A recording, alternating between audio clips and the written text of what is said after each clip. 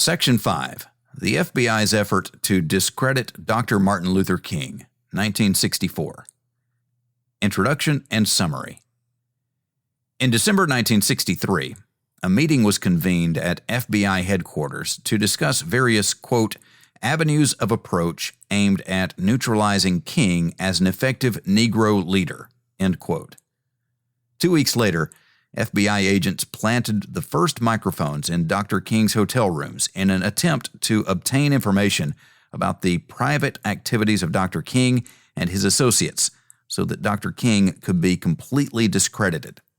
That same week, the head of the Domestic Intelligence Division recommended the promotion of a new national Negro leader who could overshadow King and be in the position to assume the role of the leadership of the Negro people when King has been completely discredited.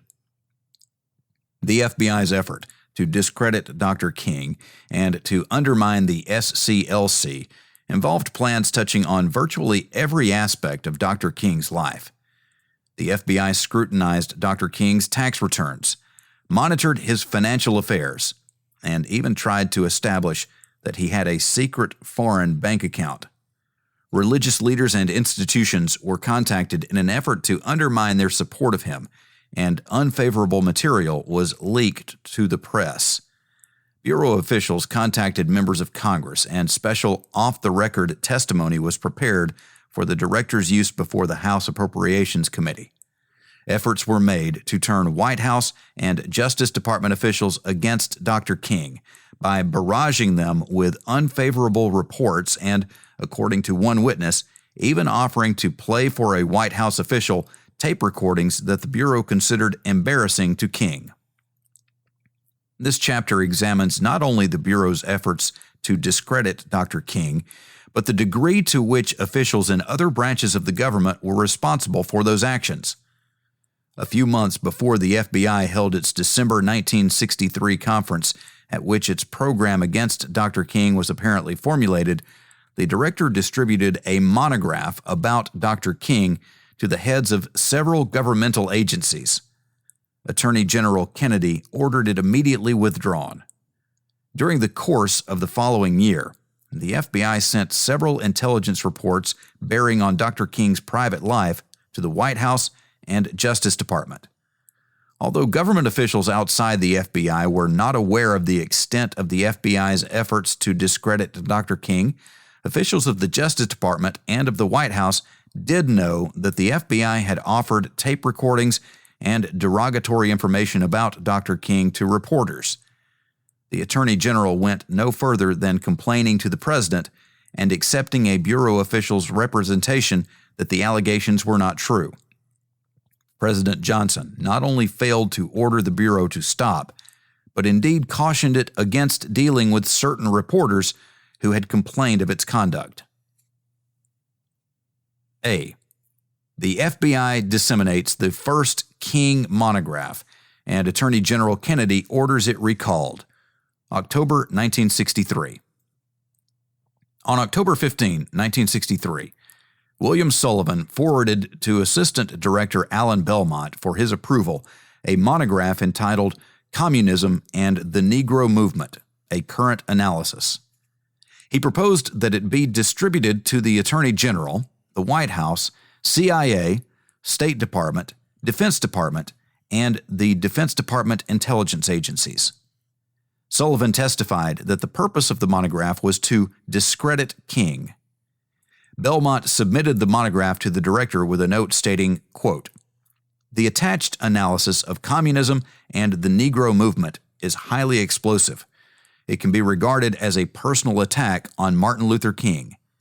There is no doubt it will have a heavy impact on the Attorney General and anyone else to whom we disseminate." The memorandum makes good reading and is based on information from reliable sources. We may well be charged, however, with expressing opinions and conclusions, particularly with reference to some of the statements about King. This memorandum may startle the Attorney General, particularly in view of his past association with King and the fact that we are disseminating this outside the department. He may resent this. Nevertheless, The memorandum is a powerful warning against communist influence in the Negro movement, and we will be carrying out our responsibility by disseminating it to the people indicated in the attached memorandum." End quote. Memorandum from Allen Belmont to Clyde Tolson, 10/17/63. Hoover wrote in the margin, "We must do our duty," and "I am glad you recognize at last that there exists such influence." Copies were sent to the Attorney General, the White House, the Secretary of State, the Director of Central Intelligence, the Secretary of Defense, the Director of Naval Intelligence, the Army Assistant Chief of Staff for Intelligence, and the Department of Special Investigations of the Air Force. The monograph was distributed on October 18, 1963. 1 week later, the Attorney General called Courtney Evans and stated that he had just learned that the Army had received a copy of a report about Dr. King's alleged communist activities. Evans reported to Belmont, quote, "He was obviously irritated. He went on to ask if the Army got copies of all reports submitted to him. The Attorney General asked what responsibilities the Army had in relation to the communist background of Martin Luther King. I told the Attorney General that the Army had an interest in communist activities, particularly in relation to racial matters, because the military had to be called on if civil disturbances arising out of such matters went beyond the ability of civilian authorities. This explanation seemed to serve no purpose." End quote. Director Hoover recorded in a memorandum of the same date, quote, "The Attorney General called and advised me there was a lot of talk at the Pentagon regarding the document. The Attorney General anticipated that this information would leak out as the military didn't like the Negroes. The Attorney General felt we should get back all copies of the document. I told him we would get them from all agencies to which they were disseminated. I also told him if any newspapers asked about this, no comment would be made and no mention would be made that such a document existed." End quote. All copies were recovered by October 28th. Burke Marshall, Assistant Attorney General in charge of the Civil Rights Division under Robert Kennedy, told the committee that the monograph was, quote, "a personal diatribe, a personal attack without evidentiary support on the character, the moral character, and person of Dr. Martin Luther King, and it was only peripherally related to anything substantive, like whether or not there was communist infiltration or influence on the civil rights movement. It was a personal attack on the man and went far afield from the charges of possible communist influence." End quote. Burke Marshall testimony 3/3/76, page 32. Carl T. Rowan, then director of USIA, was sent a copy of the monograph. In a newspaper article in 1969, Rowan wrote, quote, "Perhaps this is the time for me to reveal that I have read the FBI reports based on electronic surveillance of the late Nobel Prize winner. I know how much dirt the FBI has dug up, and 90% of it is barnyard gossip that has nothing to do with internal security or Marxist influences." End quote. Marshall recalled that he had been very irritated about the monograph and that the Attorney General had thought it was outrageous. He remembered that the Attorney General had ordered the monograph withdrawn, but did not know if the Attorney General had taken any further steps to reprimand the Bureau. B. The FBI plans its campaign to discredit Dr. King. December 23, 1963. On December 23, 1963, a 9-hour conference was held at FBI headquarters to discuss Martin Luther King. In attendance were Assistant Director Sullivan, Internal Security Section Chief Frederick Baumgardner, 3 other FBI headquarters officials, and 2 agents from the FBI's Atlanta field office. A prepared list of 21 proposals was presented and discussed. The proposals raised the possibility of using ministers, disgruntled acquaintances, aggressive newsmen, colored agents, Dr. King's housekeeper, and even suggested using Dr. King's wife or, quote, placing a good-looking female plant in King's office, end quote. An account of the meeting written by William Sullivan emphasized that the Bureau must take a discreet approach in developing information about Dr. King for use, quote, at an opportune time in a counterintelligence move to discredit him, end quote. It was generally agreed that the Bureau should make use of, quote, all available investigative techniques coupled with meticulous planning, boldness, and ingenuity, tempered only with good judgment, end quote, but that, quote, discretion must not reach the point of timidity, end quote. Memorandum from William Sullivan to Alan Belmont, 12/24/63.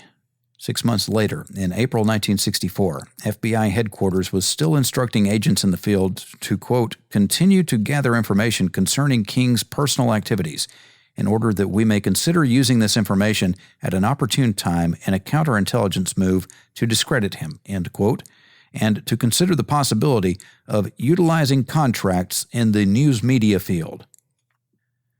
Sullivan's memorandum reported that the following decisions were made at the conference. 1. We must determine and check out all of the employees of the SCLC. 2. We must locate and monitor the funds of the SCLC. 3. We must identify and check out the sources who contribute to the SCLC. 4. We must continue to keep close watch on King's personal activities. 5. We will, at the proper time when it can be done without embarrassment to the Bureau, expose King as an opportunist who is not a sincere person, but is exploiting the racial situation for personal gain. 6. We will explore the possibility of utilizing additional specialized investigative techniques at the SCLC office. Sullivan described the purpose of the meeting as, quote, to explore how best to carry on our investigation to produce the desired results without embarrassment to the Bureau. Included in our discussion was a complete analysis of the avenues of approach aimed at neutralizing King as an effective Negro leader and developing evidence concerning King's continued dependence on communists for guidance and direction, end quote. Precisely what prompted the Bureau to decide upon this drastic new approach is still unclear. William Sullivan was asked by the committee whether tactics such as placing female plants were common practices of the FBI. Sullivan testified that they were, quote, common practice among intelligence services all over the world. This is not an isolated phenomenon. This is a common practice. Rough, tough, dirty business. Whether we should be in it or not, that is for you folks to decide. We are in it. No holds were barred. We have used that technique against Soviet agents. They have used it against us. Question: the same methods were brought home? Mr. Sullivan: brought home against any organization against which we were targeted. We did not differentiate. This is a rough, tough business. Senator Mondale: would it be safe to say that the techniques we learned in fighting true espionage in World War II came to be used against some of our own American citizens? Mr. Sullivan: that would be a correct deduction. End quote. Sullivan testified that the plans formulated at the December 24, 1963 meeting were in accord with Mr. Hoover's policy. After reviewing the memoranda, Sullivan emphasized, quote, I want to make this clear. This is not an isolated phenomenon, that this was a practice of the Bureau down through the years. I might say it often became a real character assassination, end quote. Sullivan was asked by the committee whether he or any other employees of the Bureau ever objected to using these tactics. Sullivan responded, quote, not to my recollection. I was not ready at that time to collide with him. Everybody in the division went right along with Hoover's policy. I do not recall anybody ever raising a question. Never once did I hear anybody, including myself, raise the question, is this course of action which we have agreed upon lawful? Is it legal? Is it ethical or moral? We never gave any thought to this realm of reasoning because we were just naturally pragmatists. The one thing we were concerned about was Will this course of action work? Will it get us what we want? Will we reach the objective that we desire to reach? As far as legality is concerned, morals or ethics was never raised by myself or anybody else. I think this suggests really in government we are amoral." End quote. On December 29, 1963, less than a week after the FBI conference, Time magazine chose Dr. King as the Man of the Year, describing him as the unchallenged voice of the Negro people, who has infused the Negroes themselves with the fiber that gives their revolution its true stature. Hoover wrote across the memorandum informing him of this honor, quote, "They had to dig deep in the garbage to come up with this one." End quote. C. William Sullivan proposes a plan to promote a new Negro leader. January 1964. On January 6, 1964, about 2 weeks after the FBI's conference to plan methods of neutralizing Dr. King's influence and to gather information about Dr. King's personal life, the FBI installed the microphone in Dr. King's room at the Willard Hotel. As explained in the preceding chapter, additional microphones soon followed. Physical and photographic surveillance was initiated. Special headquarters briefings were held. Dry runs were planned. And the most sophisticated and experienced Bureau personnel were deployed to gather information that might be used in a concerted effort to destroy Dr. King's influence. 2 days after the installation of the Willard Hotel microphones, Assistant Director William Sullivan proposed that the FBI select a new national Negro leader as Dr. King's successor. In proposing the plan, Sullivan stated, quote, "It should be clear to all of us that Martin Luther King must, at some propitious point in the future, be revealed to the people of this country and to his Negro followers as being what he actually is, a fraud, demagogue, and scoundrel. When the true facts concerning his activities are presented, such should be enough, if handled properly, to take him off his pedestal and to reduce him completely in influence. When this is done, and it can be and will be done, obviously much confusion will reign, particularly among the Negro people. The Negroes will be left without a national leader of sufficiently compelling personality to steer them in the proper direction. This is what could happen, but need not happen if the right kind of a national Negro leader could at this time be gradually developed so as to overshadow Dr. King and be in the position to assume the role of the leadership of the Negro people when King has been completely discredited. For some months, I have been thinking about this matter. One day I had an opportunity to explore this from a philosophical and sociological standpoint with an acquaintance whom I have known for some years. I asked him to give the matter some attention, and if he knew any Negro of outstanding intelligence and ability, to let me know, and we would have a discussion. He has submitted to me the name of the above-captioned person. Enclosed with this memorandum is an outline of the person's biography, which is truly remarkable for a man so young. On scanning this biography, it will be seen that he does have all the qualifications of the kind of a Negro I have in mind to advance the positions of national leadership. If this thing can be set up properly without the Bureau in any way becoming directly involved, I think it would be not only a great help to the FBI, but would be a fine thing for the country at large. While I am not specifying at this moment, there are various ways in which the FBI could give this entire matter the proper direction and development. There are highly placed contacts of the FBI who might be very helpful to further such a step. These can be discussed in detail later when I have probed more fully into the possibilities." End quote. When Sullivan was shown this memorandum by the committee, he testified, quote, "I'm very proud of this memorandum, one of the best memoranda I ever wrote. I think here I was showing some concern for the country." End quote. Sullivan sought the director's approval to explore this whole matter in greater detail. The director noted his own okay and added, quote, I am glad to see that light has finally, though dismally delayed, come to the Domestic Intelligence Division. I struggled for months to get over the fact that the communists were taking over the racial movement, but our experts here couldn't or wouldn't see it." End quote. It is uncertain whether the FBI took steps to implement Sullivan's plan.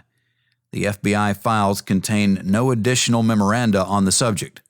The successor for Dr. King proposed in Sullivan's memorandum has told the committee that he was never contacted by the FBI and that he was not aware of the FBI's plans for him or of any attempts by the FBI to promote him as a civil rights leader.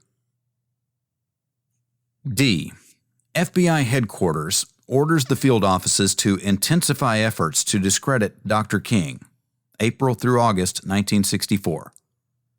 On April 1, 1964, in response to a suggestion from the Atlanta field office for another conference in Washington to plan strategy against Dr. King, FBI headquarters ordered the Atlanta and New York offices to, quote, "give the matter of instant investigation a thorough analysis with a view toward suggesting new avenues of investigation and intensification in areas already being explored. Bear in mind the main goals of this matter, namely determining the extent of the communist influence in racial matters and taking such action as is appropriate to neutralize or completely discredit the effectiveness of Martin Luther King Jr. as a Negro leader." End quote. Headquarters listed several areas having potential for further inquiry.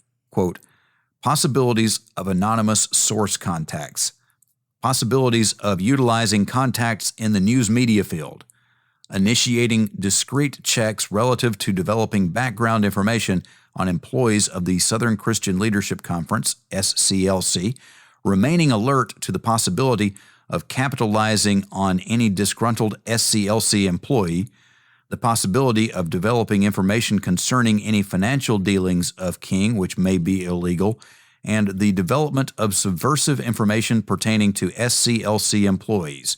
End quote.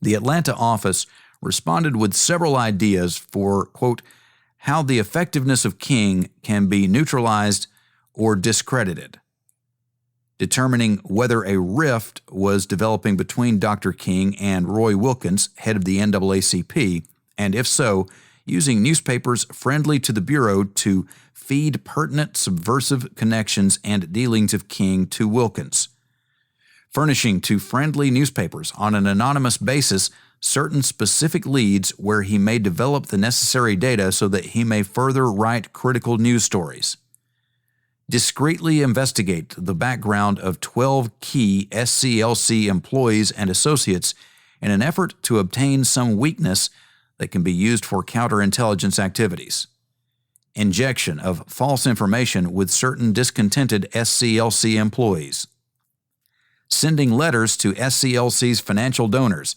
written on SCLC stationery fabricated in the FBI laboratory and bearing Dr. King's signature, advising the donors that the IRS was checking SCLC's tax records. It is believed that such a letter of this type from SCLC may cause considerable concern and eliminate future contributions. Placing a pretext call to an SCLC creditor to impress him with the financial plight of the SCLC so that he may be incited into collection efforts. Examining Dr. King's checking accounts and credit card accounts to develop information about his financial affairs. Making a survey to determine whether to install a trash cover of the SCLC office in Atlanta. The Atlanta office also assured the Bureau that it would continue to explore the possibility of technical coverage of an Atlanta apartment frequently used by Dr. King, although coverage would involve several security problems. The FBI overcame similar security problems in another city where hotel room coverage of Dr. King was desired by supplying lead information to newsmen in order that they might determine if they could develop sufficient facts to cause an expose of King. Shortly after these proposals were submitted, the director expressed the Bureau's gratitude to the Atlanta agents for their, quote, aggressive imagination looking toward more and better ways of meeting the problems involved, end quote, in the investigation. Memorandum from Director, FBI to SAC, Atlanta, 4/24/64. The Domestic Intelligence Division ultimately approved taking preliminary steps for possible anonymous mailings to the newsman and to install coverage on any new apartments that King might lease. The other suggestions were rejected because they did not appear desirable and or feasible for direct action by the Bureau at this time. The New York office submitted only a few new suggestions, asserting that, quote, it is felt that our coverage is adequate, end quote. To this, the director replied, quote, the Bureau cannot adjudge as adequate any coverage which does not positively provide to the Bureau 100% of the intelligence relating to the communist influence in racial matters. Obviously, we are not securing all the information that is pertinent and needs to be secured. Our coverage, therefore, is not deemed adequate. End quote. With respect to the New York office's conclusions about a civil rights leader and associate of Dr. King, who was also under close Bureau scrutiny for alleged subversive ties, the director wrote, quote, the Bureau does not agree with the expressed belief of the New York office that blank is not sympathetic to the party cause. While there may not be any direct evidence that blank is a communist, neither is there any substantial evidence that he is anti-communist, end quote. Surprisingly, the Bureau did not even comment on the statement of the New York office that Advisor A was, quote, not now under CP discipline in the civil rights field, end quote. SAC New York Memorandum 4/14/64.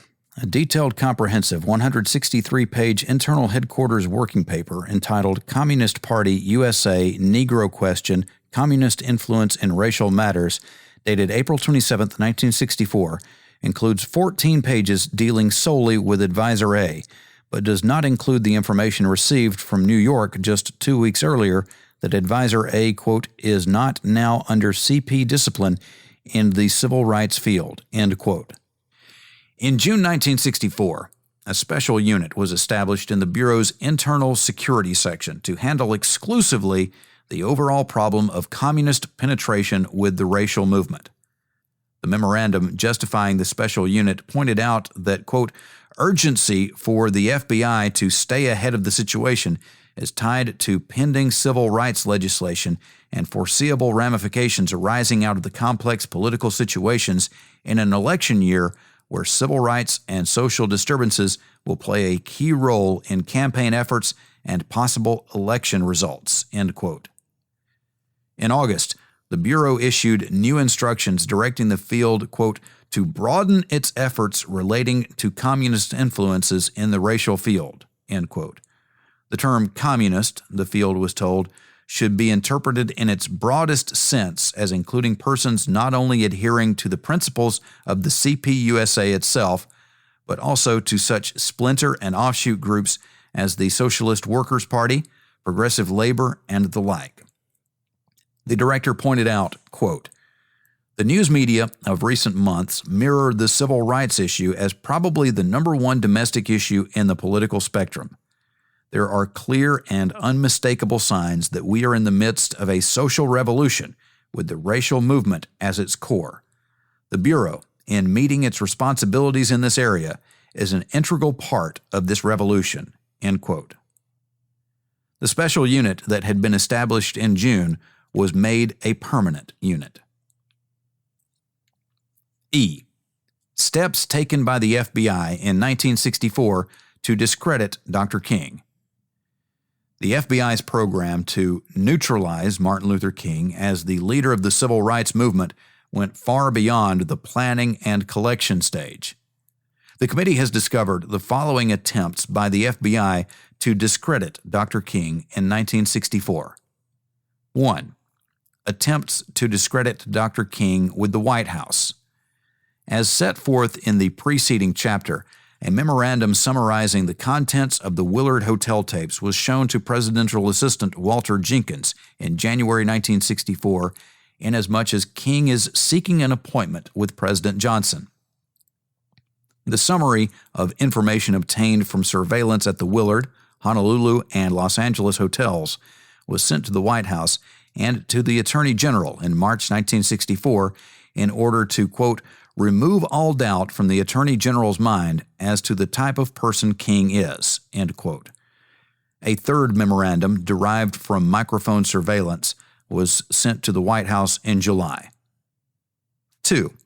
Attempts to discredit Dr. King with the Congress. In January 1964, Director Hoover gave off-the-record testimony before the House Appropriations Committee. His precise comments are not known. The briefing paper prepared for his appearance by the Domestic Intelligence Division, however, indicates that Director Hoover was prepared to represent to the committee that Dr. King's advisors were communists and that Dr. King engaged in improper behavior. The director's off-the-record briefing had an immediate impact.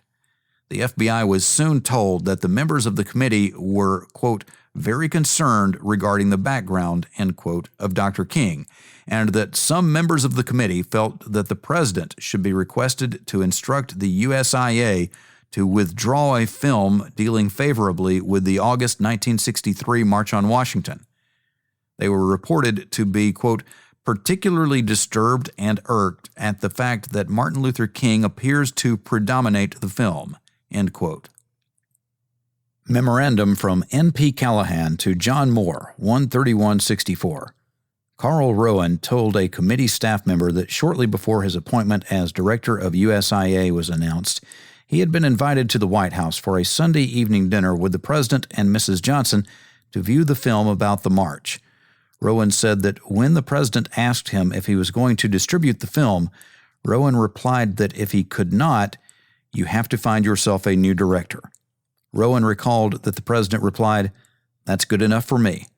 Rowan recalled that after the film had been distributed, he had been called aside by Congressman Rooney, who repeated stories about Dr. King that had been given to him by the Bureau. Rowan stated that Rooney had specifically mentioned the bugging of Dr. King's suite at the Willard Hotel. In March 1964, Cartha DeLoach, assistant to the director, reported that he had been approached by Representative Howard Smith, Democrat of Virginia, chairman of the House Rules Committee. According to DeLoach's memorandum, Representative Smith said that he had heard about the director's remarks before the Appropriations Committee. Congressman Smith was reported to have asked for information for a speech about Dr. King on the floor of the House.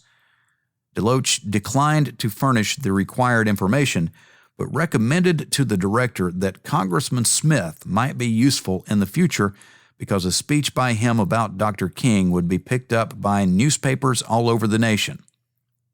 In a television interview several years later, Congressman Rooney stated, quote, now you talk about the FBI leaking something about Martin Luther King. I happen to know all about Martin Luther King, but I have never told anybody. Interviewer, how do you know everything about Martin Luther King? Representative Rooney, from the Federal Bureau of Investigation. Interviewer, they've told you, gave you information based on tapes or other sources about Martin Luther King. Representative Rooney, they did. Interviewer, is that proper? Representative Rooney, why not? End quote. 3. Attempts to discredit Dr. King with universities. In early March 1964, the Bureau learned that Marquette University in Milwaukee, Wisconsin, contemplated awarding Dr. King an honorary degree.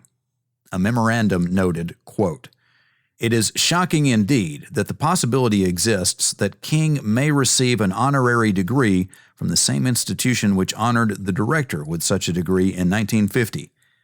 By making pertinent information available to a university official at this time on a strictly confidential basis, we will be giving the university sufficient time to enable it to take positive action in a manner which might avoid embarrassment to the university. End quote. The university official was briefed by an FBI agent on Dr. King's background and assured the Bureau that Dr. King would not be considered for an honorary degree. The result of this FBI project is unclear.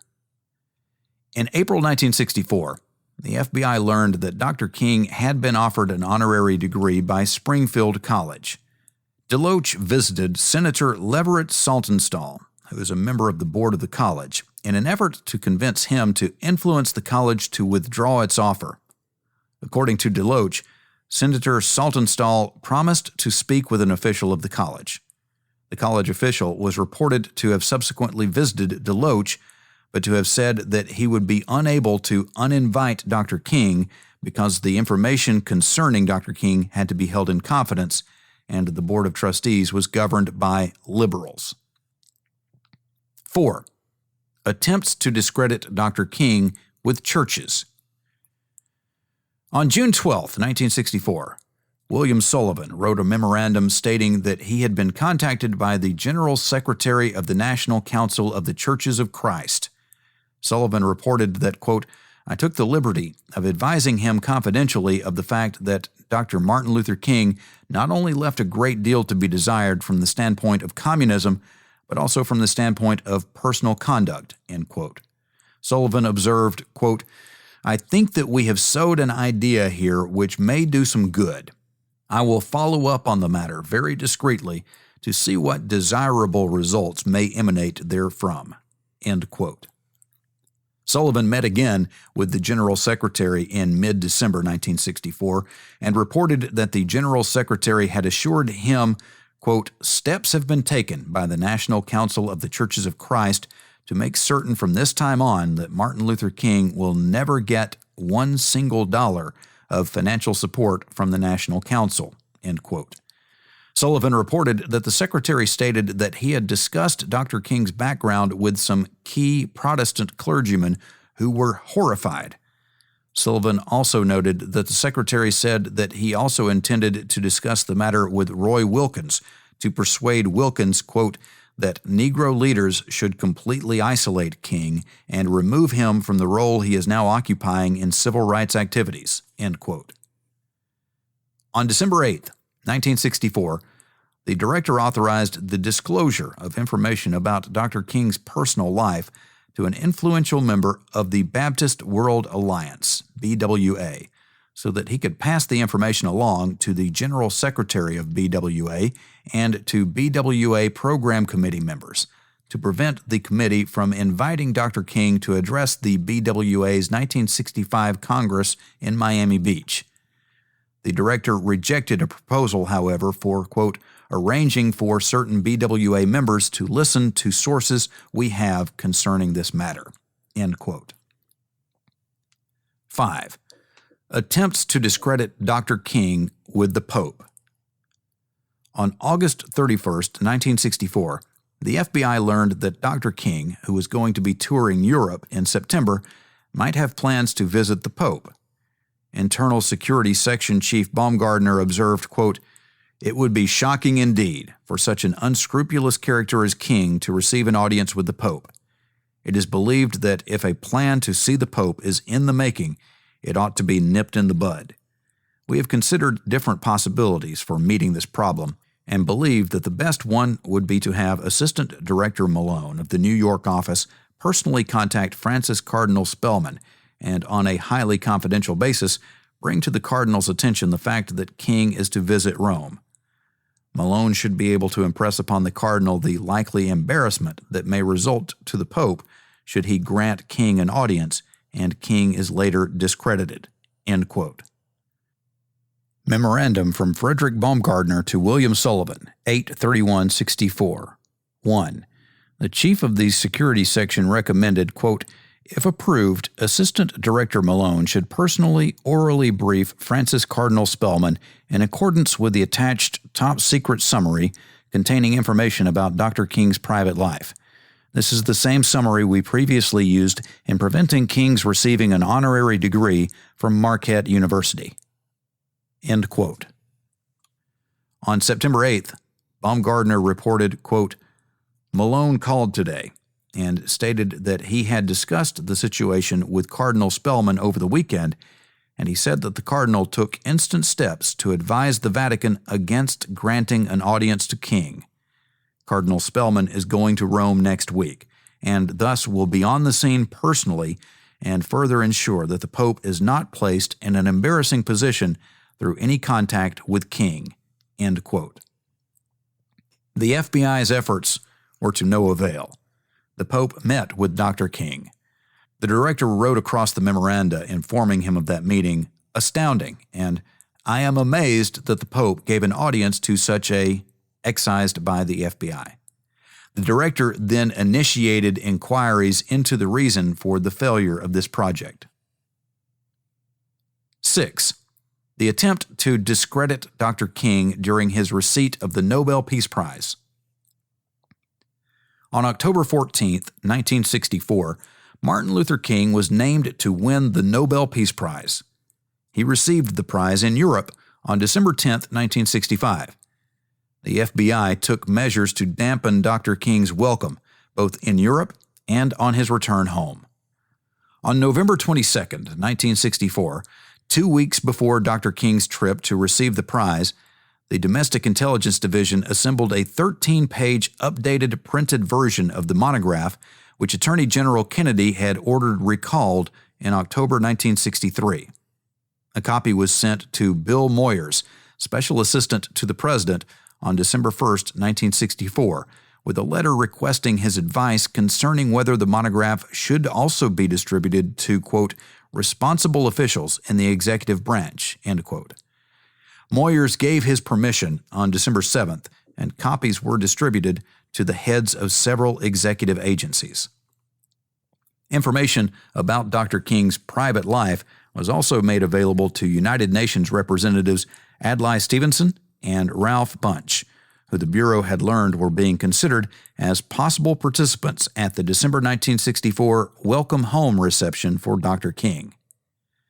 3 days after Vice President-elect Humphrey participated in one of the Welcome Home receptions for Dr. King in New York, the Bureau sent him a copy of the updated King monograph and a separate memorandum entitled Martin Luther King, Jr., His Personal Conduct. On December 8, 1964, the Bureau decided to brief Governor Nelson Rockefeller about Dr. King's private life and alleged communist associations, apparently to dissuade the governor from taking part in ceremonies commending Dr. King for having received the Nobel Prize. Upon learning that Dr. King might meet with a certain foreign leader, FBI headquarters instructed the FBI representative in that country to brief the proper authorities about Dr. King. The United States ambassadors in London and Oslo were briefed about Dr. King because, quote, "the ambassadors might consider entertaining King while he is in Europe to receive the Nobel Peace Prize, and it might be possible to, quote, forestall such action by the ambassadors if they were briefed," end quote. The ambassadors in Stockholm and Copenhagen were also briefed because, quote, "King is also to visit those cities," end quote. On November 10, 1964, the FBI learned that the United States Information Agency was considering requesting Dr. King to engage in a 1-week lecture tour in Europe following his receipt of the Nobel Prize. Hoover approved the Domestic Intelligence Division's recommendation that USIA be furnished with the latest critical Bureau reports about Dr. King. 7. Attempts to block Dr. King's publications. On September 11, 1964, the FBI learned that Dr. King intended to publish an article in a major national publication. The Domestic Intelligence Division noted that it did not know, quote, "what line King will take in the article or what its specific stands will be," end quote, but nonetheless recommended that, quote, "it would be well to prevent any publication of his views," end quote. The task of preventing publication was assigned to an agent with contacts at the magazine who had forestalled the publication of an article by Dr. King in that magazine earlier in 1964. The agent subsequently reported that he had contacted an official of the magazine in late September. According to the agent, the official had agreed to endeavor to assist the FBI and had been briefed about King, but was unable to block publication because a contractual agreement had already been made. The FBI did apparently have some influence at the magazine, however, because a memorandum reporting the incident concludes, quote, In connection with this magazine article by King, our sources have indicated that since he was awarded the Nobel Peace Prize, he has attempted through some of his associates to change the magazine article in an effort to soften criticism made by him against other civil rights groups and leaders. King feared that such criticism would cause difficulties in the civil rights movement. The magazine, however, has resisted King's efforts to make these changes. In February 1964, the director alerted the field offices that Dr. King was writing a new book and noted that, quote, "It is entirely possible that with the publication of the book, the Bureau may desire to take some action, possibly in the counterintelligence area or otherwise, which may be designed to discredit King or otherwise neutralize his effectiveness." The field offices were instructed to maintain information relating to the preparation and publication of the book. The FBI files indicate that this information was collected, but it is not clear whether it was ever used. 8. Attempt to undermine the National Science Foundation's cooperation with the SCLC. The FBI sent the National Science Foundation, NSF, a copy of the second printed monograph on King in order to convince the NSF to remove the SCLC from the NSF program to obtain qualified Negro students from Southern schools. 9. Unsuccessful FBI attempts to locate financial improprieties. In early January 1964, the chief of the Internal Security Section of the Domestic Intelligence Division, Frederick J. Baumgardner, recommended that, quote, "examination of recent income tax returns of King might well reveal information which could assist the Bureau in its efforts to discredit King or neutralize his effectiveness." End quote. Memorandum from Frederick Baumgardner to William Sullivan, 1/8/64.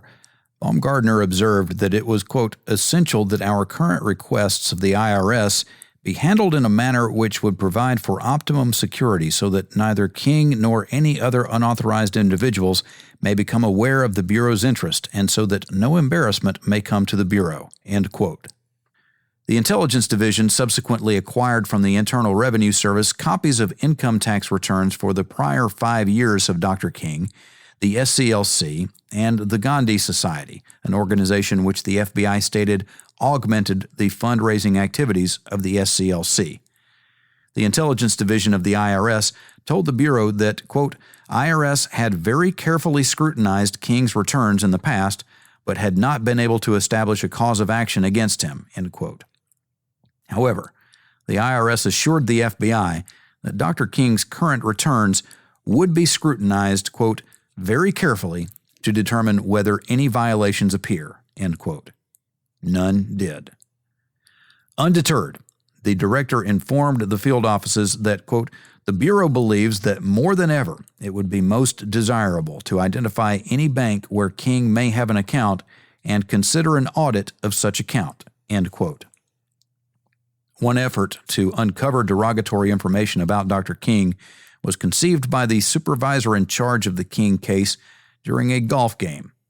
A remote acquaintance of the supervisor mentioned that he had heard from a friend that an acquaintance had said that Dr. King had a numbered account in a foreign bank with a balance of over $1 million. The supervisor suggested to Sullivan, quote, "if we can prove that King is hoarding large sums of money, we would have available possibly the best information to date which could be used to discredit him, especially in the eyes of his own people.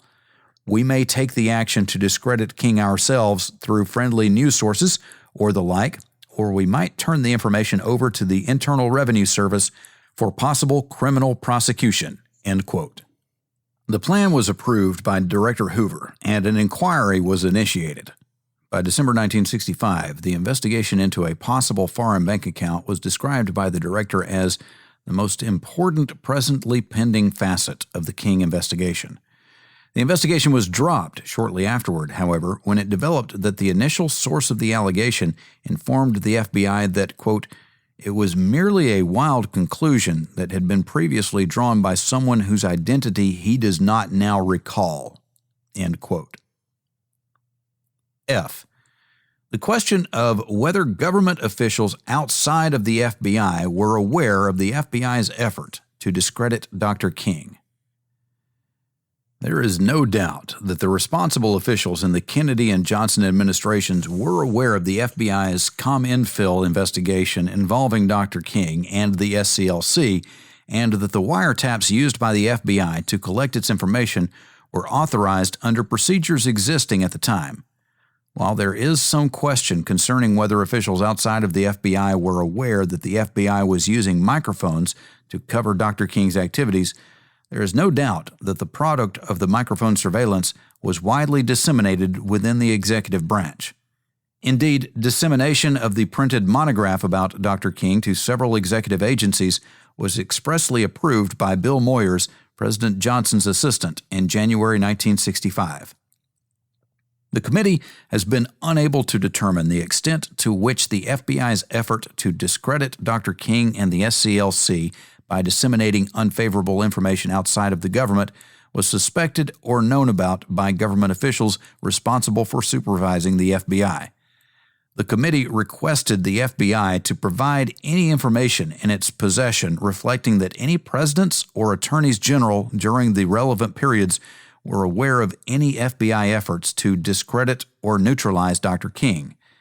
The Bureau replied, quote, "A review of the King file in response to other items included in the request and a polling of all headquarters personnel involved in that and previous reviews did not result in the location or recollection of any information in FBI HQ files to indicate any of the aforementioned individuals were specifically aware of any efforts, steps, or plans or proposals to discredit or neutralize King." It is, of course, evident that much information developed in the course of the King case involving him in activities of interest to the White House and to representatives of the Department of Justice, including Attorneys General Kennedy and Katzenbach, as well as Assistant Attorney General Marshall, was such that it could conceivably have been the opinion of one or more of the above individuals that such information was being provided to discredit or neutralize King. End quote. Nicholas Katzenbach, Burke Marshall, Walter Jenkins, and Bill Moyers have told the committee that they did not realize that the FBI was engaged in a concerted effort to discredit Dr. King, and that to the best of their knowledge, Presidents John Kennedy and Lyndon Johnson, as well as Attorney General Robert Kennedy, were not aware of that effort. There was no evidence that the FBI's program to discredit Dr. King was authorized outside of the FBI. There is evidence, however, that officials responsible for supervising the FBI received indications that such an effort to discredit Dr. King might be taking place and failed to take adequate steps to prevent it. President Johnson and his attorneys general were aware at least of Bureau attempts to disseminate unfavorable reports about Dr. King to the press. Top executive branch officials have told the committee that they had believed that the FBI had tape recordings embarrassing to Dr. King, and that the FBI had offered to play those tapes both to a government official and to reporters. The evidence reveals a disturbing attitude of unconcern by responsible officials and a failure on their part to make appropriate corrective measures. As Nicholas Katzenbach explained to the committee, quote, "Nobody in the Department of Justice connected with civil rights could possibly have been unaware of Mr. Hoover's feelings against Dr. King. Nobody could have been unaware of the potential for disaster which those feelings embodied. But, given the realities of the situation, I do not believe one could have anticipated the extremes to which it was apparently carried." End quote. The following incidents have played a part in our determination that high officials of the executive branch must share responsibility for the FBI's effort against Dr. King. 1. As described in the previous chapter, a summary memorandum containing information gathered from the FBI microphone placed in Dr. King's room at the Willard Hotel was shown to Presidential Assistant Walter Jenkins by Cartha DeLoach on January 14, 1964. According to DeLoach's contemporaneous account of that meeting, quote, "Jenkins was of the opinion that the FBI could perform a good service to the country if this matter could somehow be confidentially given to members of the press. I told him the director had this in mind. however, also believed we should obtain additional information prior to discussing it with certain friends." End quote.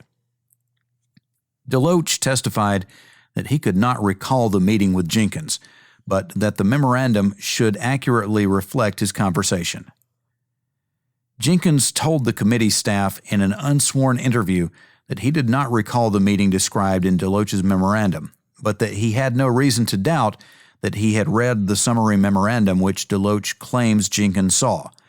Jenkins expressly denied, however, that he had suggested that the information in the summary memorandum should be leaked to the press, or that either he or President Johnson had ever suggested that information about Dr. King should be leaked to anyone. He added, however, that he might have used words to the effect that, quote, "This is something people should know about," end quote, referring to people in the government, which could have been misinterpreted by DeLoach. He did not recall DeLoach telling him that the director ultimately planned to leak this information to certain friends. 2. A February 5, 1964 FBI memorandum reports a conversation between Edwin Guthman, the Justice Department's press secretary, and John Moore of the Domestic Intelligence Division. According to Moore's memorandum, Guthman told Moore that he had heard that a reporter was preparing an article about Dr. King's alleged communist affiliations. Quote, Guthman stated he was quite concerned inasmuch as it appeared there had been a leak from the FBI in connection with this matter. He told me the Attorney General had been most hopeful that there would be no leaks concerning King. From the tone of Guthman's entire remarks, it would appear he had two thoughts in mind without actually stating such thoughts. These thoughts were, 1, that the Attorney General is most anxious that information concerning King not be released, and 2, that the Attorney General's connections with King and his defensive statements concerning King to Congress in civil rights hearings would certainly injure the Attorney General's political chances for the future. He told me once again the Attorney General was not worried about what an exposure of King could do to him. He stated he and the Attorney General are only trying to protect FBI sources of information. End quote. Memorandum from John Moore to Cartha DeLoach, 2/564. Hoover wrote next to the last paragraph quoted, "There has never been such solicitude in the past."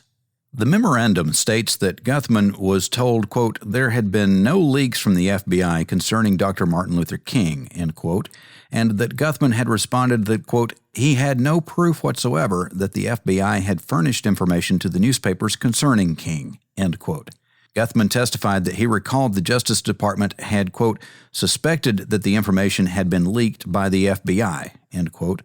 When asked the basis for that suspicion, he said that, quote, we felt that the question of King and the association with Advisor A was a matter which was rather tightly held since it was not something of general knowledge, end quote.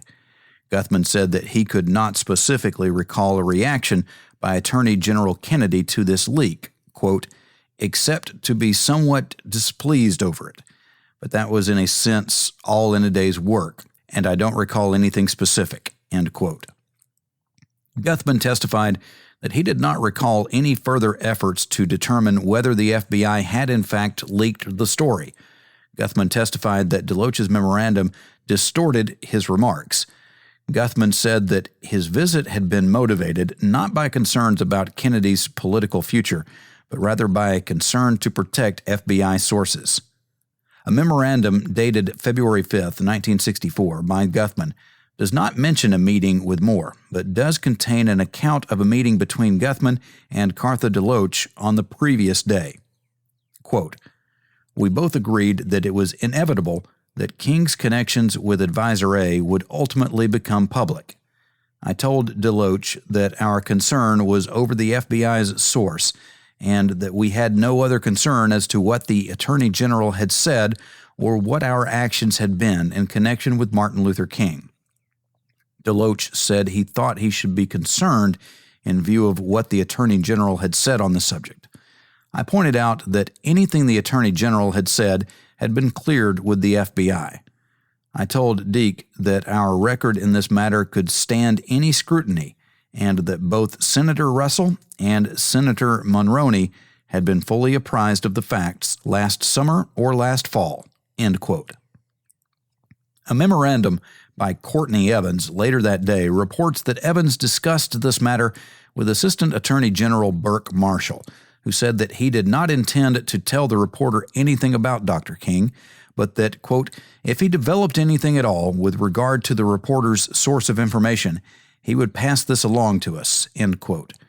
Evans' memorandum also states, quote, according to information developed by our Atlanta office on February 4, 1964, the reporter had in his possession what appeared to be a blind memorandum containing information as to Advisor A's alleged connections with the Communist Party, end quote.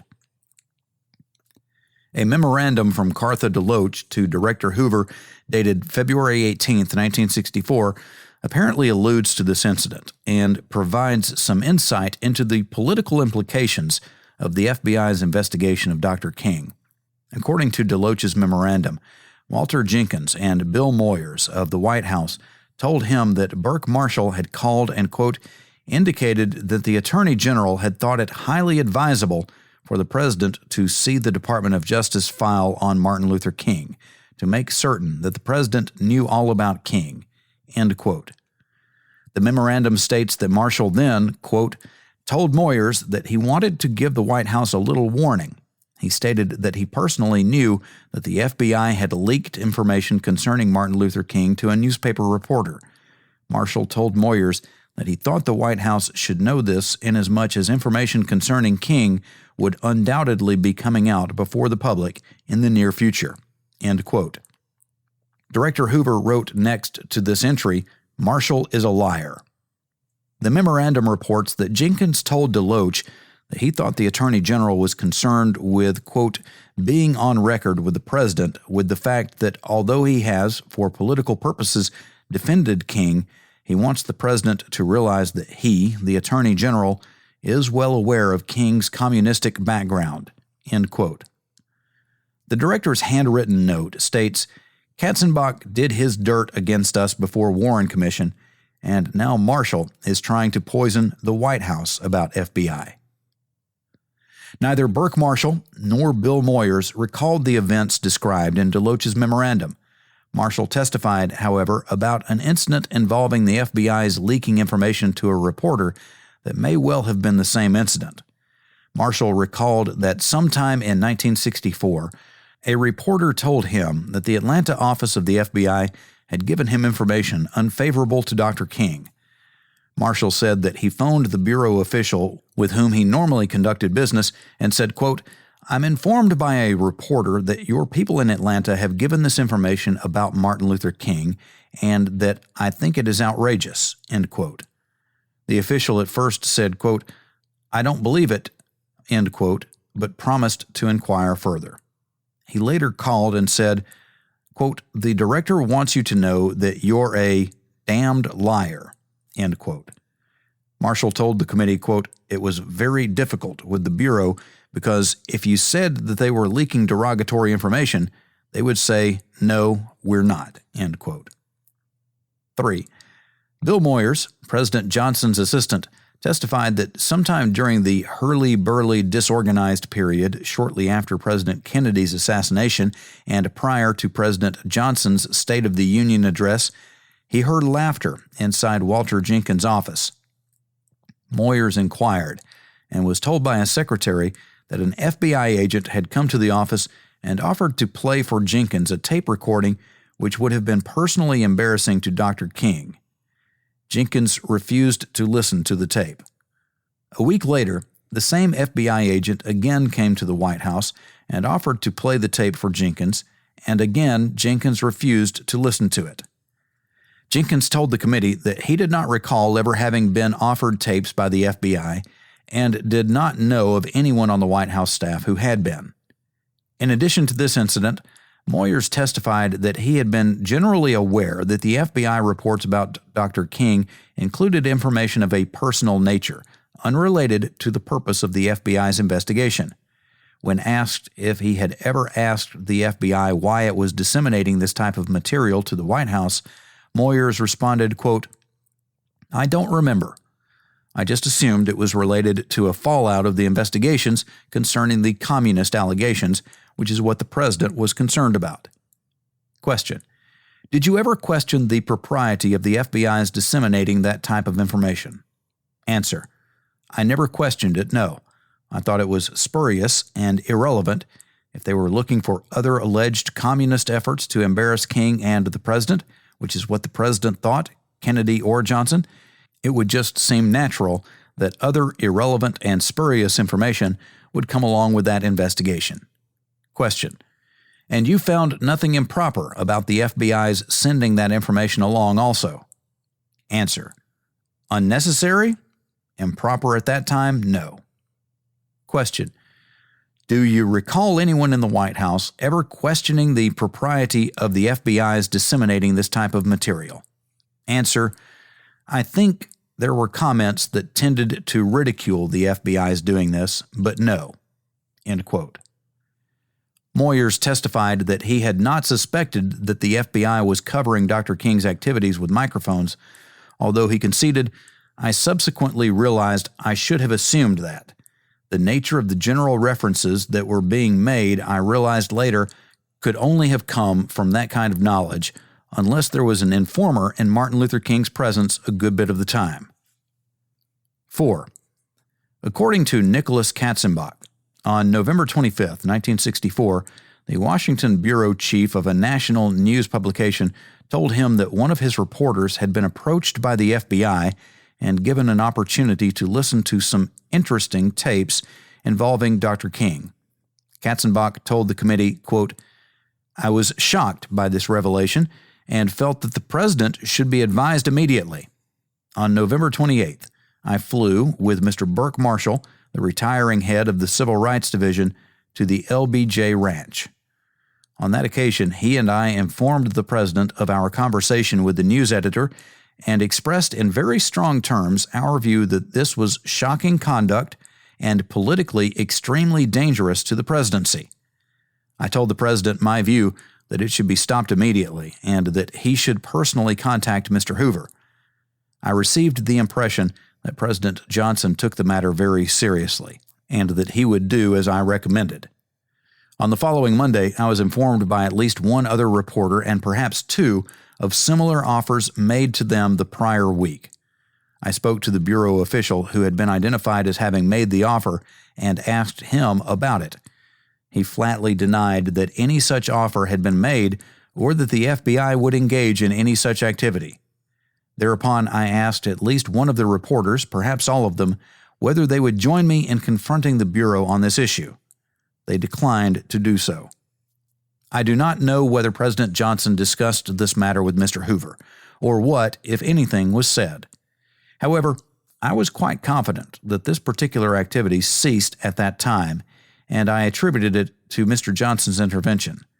From that time until I left the Justice Department, I never heard from any person of subsequent similar activity by the Bureau, and I assumed it had ceased. I should add only this. I believed that the tapes in question were not tapes resulting from Bureau surveillance, but tapes acquired from state law enforcement authorities, and that such a representation was made to the reporter at the time." End quote.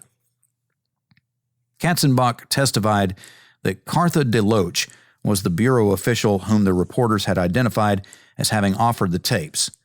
Katzenbach said that he had contacted DeLoach on his own volition and that he did not tell DeLoach that he had discussed the matter with the president. He said that when he asked DeLoach if the Bureau had been offering to play tape recordings concerning Dr. King to reporters, DeLoach, quote, told me rather angrily they were not, end quote. Burke Marshall, when questioned by the committee about these events, testified that the same two reporters had also informed him that Director Hoover was offering to play tape recordings of Dr. King.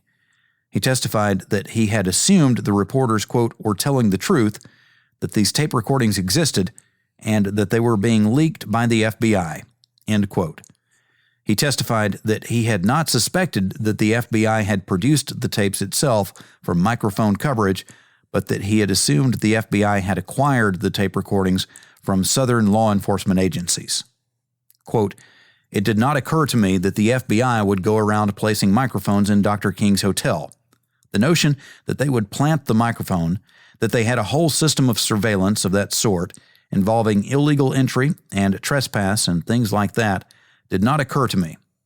I would not have put it past the local police, but I considered at the time, except for Mr. Hoover himself, that the Bureau was a tightly controlled, well-run, efficient, law-abiding law enforcement agency, that it didn't do things like that, and therefore it didn't occur to me that they had done it."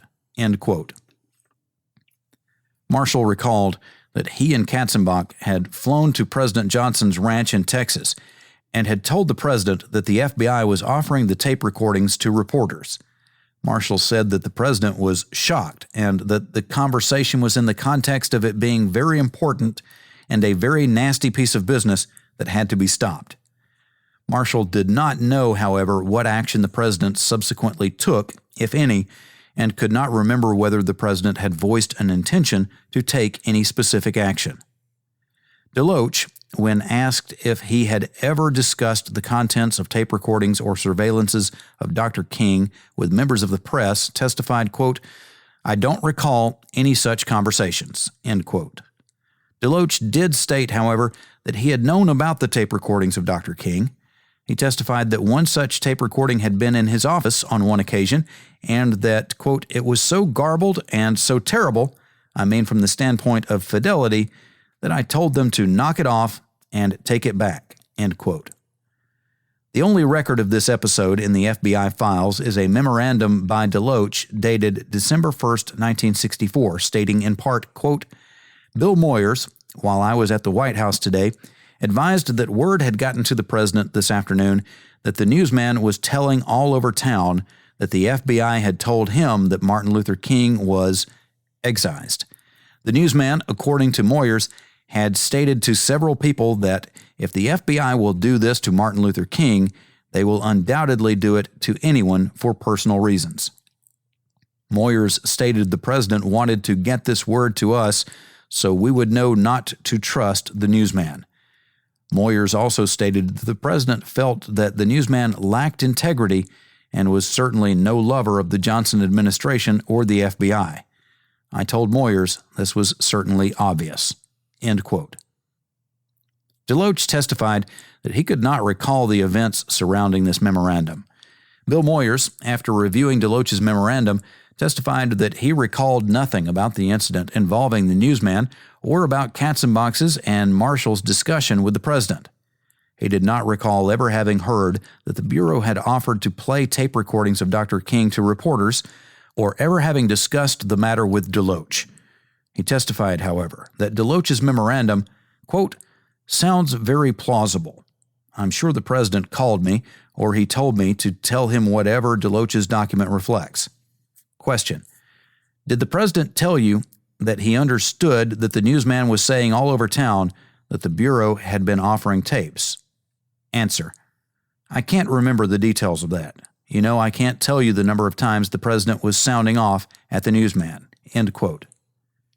When asked if it would be fair to conclude that the president had complained to Moyers about the newsman's revealing that the Bureau had offered to play tapes rather than about the fact that the Bureau had such tapes and had offered to play them, Moyers replied, quote, "It would be fair to conclude that. I don't recall if that was exactly the way the president said it." End quote.